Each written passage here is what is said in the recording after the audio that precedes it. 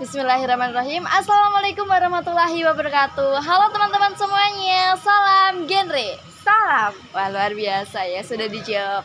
Halo semuanya, perkenalkan nama saya Susi Ernawati. Di video kali ini ya, kita akan podcast bersama teman kita, Gen Ranger 1 ini, yang namanya nanti akan di-spill sama editor di bawah ini.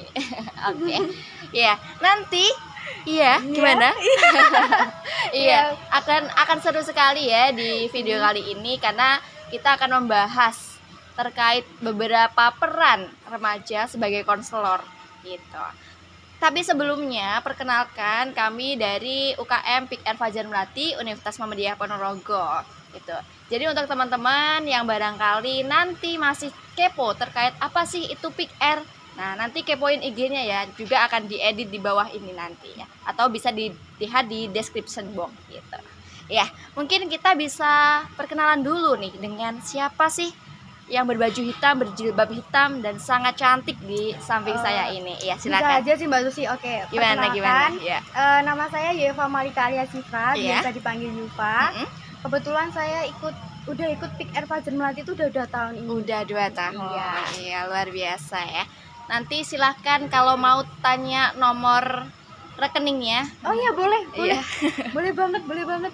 Ya, itu kita dari UKM Pick and Fajar Melati. Yufa ini adalah sebagai sekretaris umum ya. Iya. Di UKM Pick and Fajar Melati gitu. Dan sudah 2 tahun ini. Iya. Berarti kalau saya 3 tahun ya. Iya, kalau Mbak Susi Saya 3 tahun teman-teman. Nanti nggak tahu 4 tahun atau lanjut gitu. Oke, mungkin teman-teman kita bisa langsung tanya-tanya ya kepada Yufa ini selaku sekretaris umum dan juga duta genre Ponorogo 2023 juara 1 putri, luar biasa. Tepuk tangan.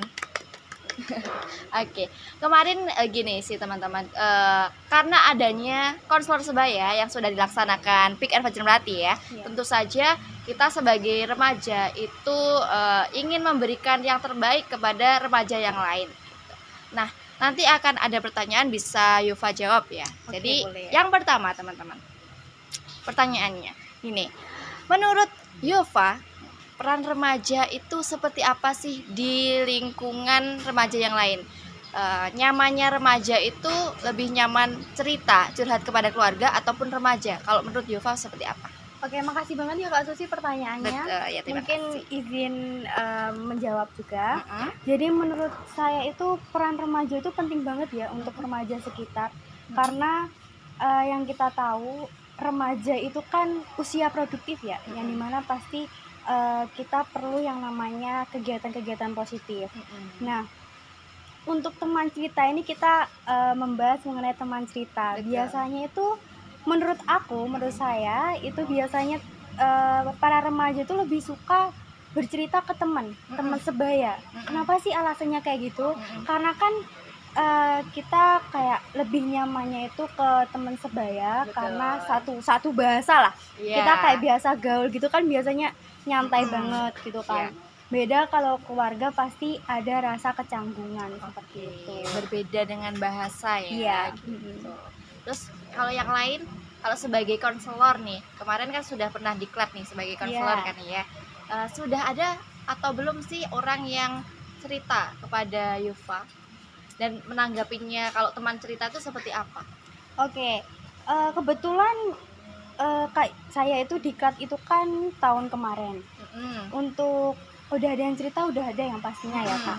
Udah ada, dan kita juga sebagai konselor itu kan juga harus menjaga privasi. Betul.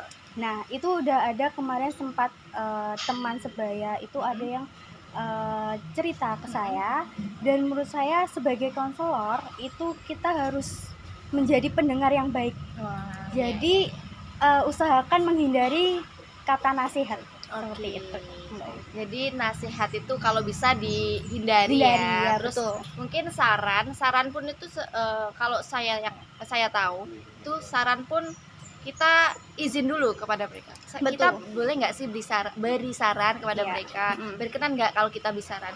Karena remaja itu biasanya sukanya itu didengarkan. Betul. Kita betul sebagai banget. pendengar yang baik. Betul. Dan di konselor sebaya itu dilatih seperti itu. Iya, betul banget. Iya.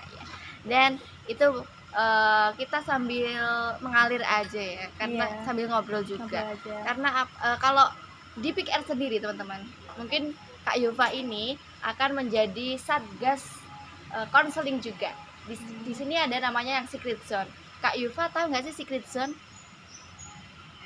Tahu Tahu ya. ya, itu programnya Pick R. Iya. Tentu saja ya teman-teman. Nanti Kak Yufa juga akan menjadi konselornya. Mungkin dari teman-teman di lingkup Universitas Muhammadiyah Ponorogo yang ingin bercerita, bisa saja langsung ke link. Nanti tutorial, terus video promosinya itu juga ada di IG atau Betul. media sosialnya Pick R Fajrmati gitu. Nah, oke. Nah, selanjutnya nih Kak Yufa.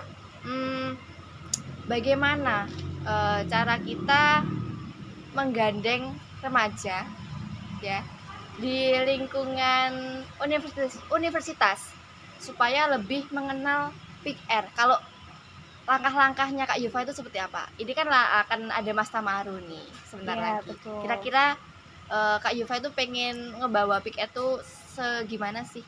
Kalau Kak Yufa sendiri gimana Kak? Oke. Jadi kan kebetulan juga ini kan dari Universitas Muhammadiyah Ponorogo akan mengadakan Mas Tamaru ya. Jadi kayak ada pendaftaran, bukan pendaftaran ya, apa ya namanya? Mahasiswa baru ya. Iya. Jadi kita akan kedatangan mahasiswa baru, dan yang pastinya ini menjadi apa ya?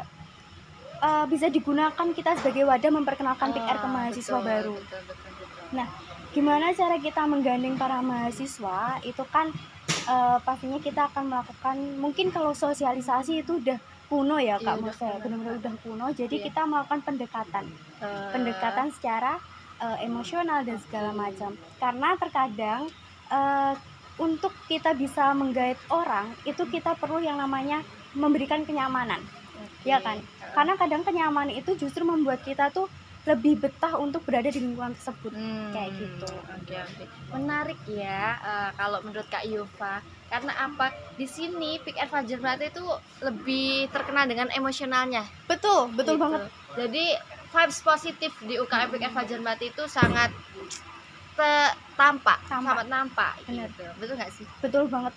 Iya. Karena juga pengalaman selama 2 tahun ini aku ikut Pick R itu benar-benar lingkungannya tuh benar-benar asik banget, dan apalagi kita akan bertemu sama orang-orang dengan visi misi yang sama, ya kan? Betul. Dari remaja dan untuk remaja. Gitu. Ya memang kalau saya sendiri itu sukanya dipikir seperti itu ya.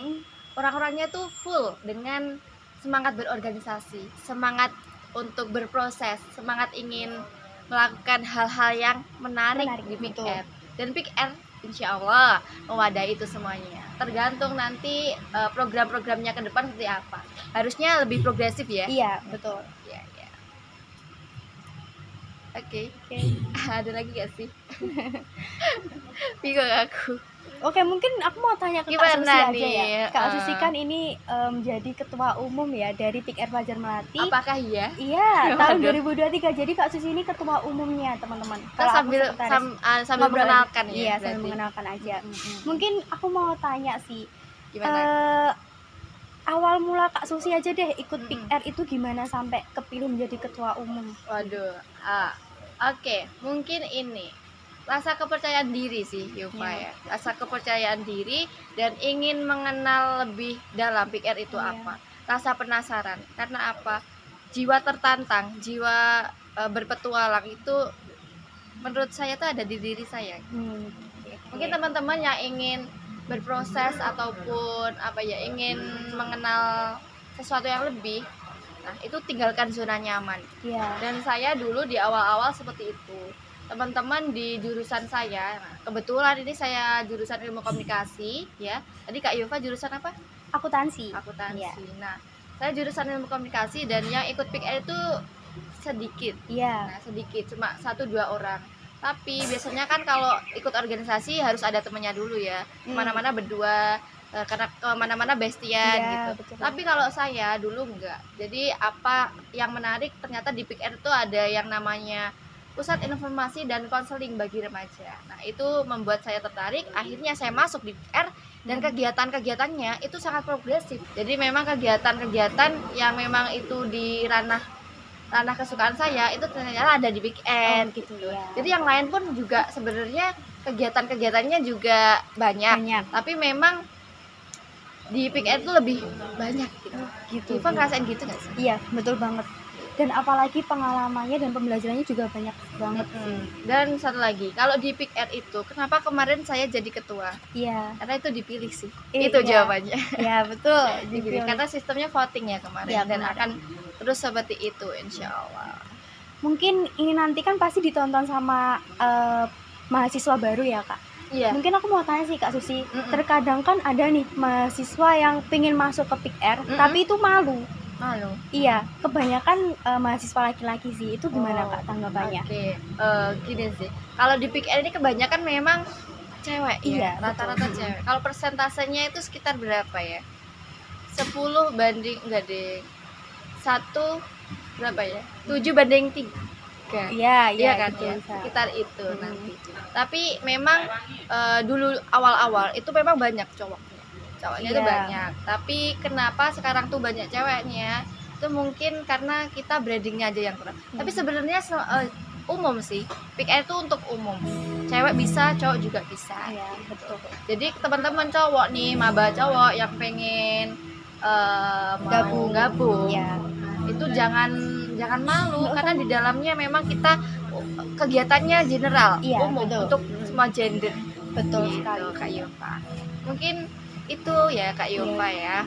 Dan karena waktu juga kita jangan lama-lama nih dengan podcast kita. Mungkin kita akan sambung di next podcast gitu. Podcast yang kedua dan di podcast yang lain. Mungkin sekian ya podcast kita kali ini dan bisa kita tutup dengan salam genre. Salam. See you next time in the next video dan bye bye. Wassalamualaikum warahmatullahi wabarakatuh.